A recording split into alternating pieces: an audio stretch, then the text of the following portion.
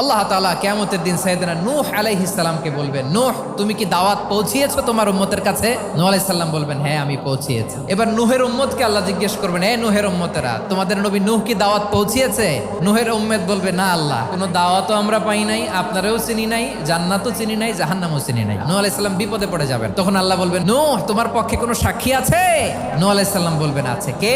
উম্মতে মুহাম্মাদি। তখন আমরা বলবো, আল্লাহর নবী নূহ আলাইহিস সালাম তিনি আপনি যা যা বলেছেন ঠিক তা তার উম্মতের কাছে পৌঁছে দিয়েছে। এবার নূহের উম্মতের সাথে আমাদের ঝগড়া লাগবে। তারা বলবে, তোমরা আসছো আমাদের হাজার হাজার বছর পরে, তোমরা কি করে জানলা? তোমাদের সাক্ষী ধর্তব্য হবে না? আমরা তখন বলবো, আমাদের কোরআনে তোমাদের নবীর নামে আল্লাহ তাআলা একটা সূরা নাজিল করেছেন, সূরাতে নূহ। দিন রাত এক করে তোমাদের কাছে তিনি দাওয়াত পৌঁছেছেন, সব আমরা জানি। আমরা যখন বলবো এই কথা, নূহের উম্মত চুপসে যাবে। তখন আমরা সত্য বলেছি কিনা এটা আল্লাহ তাআলা জানতে চাইবে বিশ্বনবীর কাছে। তখন বিশ্বনবী আমাদের পক্ষে সাক্ষী দিবেন। আওয়াজ করে বলেন আল্লাহু আকবার।